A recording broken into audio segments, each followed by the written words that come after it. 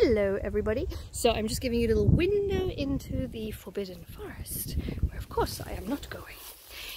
Anyway, I wanted to talk to you today about some expressions in English. So we say in English, rain makes everything beautiful. I, as a South African, do not buy into that expression at all. First of all, look at my hair, I'm out in the rain. And secondly, for me, all that rain does is make you cold, wet and soggy. So, some other expressions. If you have a fair weather friend, that means that you have a friend who's there for you when things are going well, but as soon as things get tough, he won't be there to support you. I hope none of you have friends like that. To beat around the bush. So, somebody who beats around the bush, you beat around the bush because you've got something important or difficult and uncomfortable to say to somebody, so you don't want to come out directly and say it, so you talk about other things, you go the long way round, you waffle on a bit. So I could say to our Prime Minister, could you please stop beating around the bush and just tell me when and if I'm going to see my students again? If only I could say that. Okay, if somebody is down to earth, that means that they are natural, reasonable, sensible people who don't pretend to be something they're not. They're practical people. The opposite of this is somebody who has their head in the clouds. So if you have your head in the clouds, it means you're a bit of a dreamer, you live in a fantasy world, you're not very practical.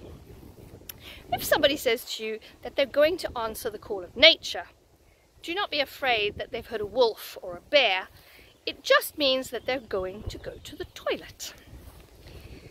Right, if somebody's full of hot air, that means that they talk a lot of nonsense, a lot of rubbish. Can't really believe what they're saying.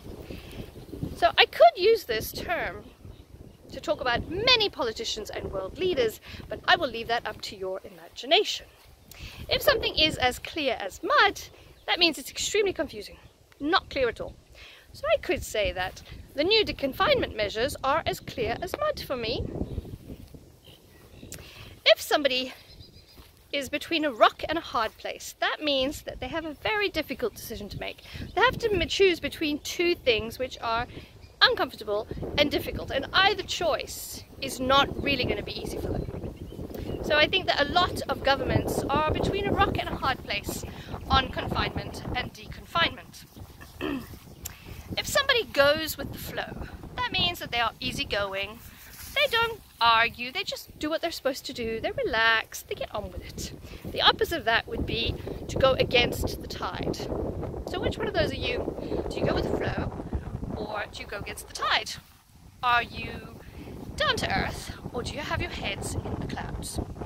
Anyway, I will speak to you again tomorrow, and I hope it won't be raining because my feet and my shoes are soggy.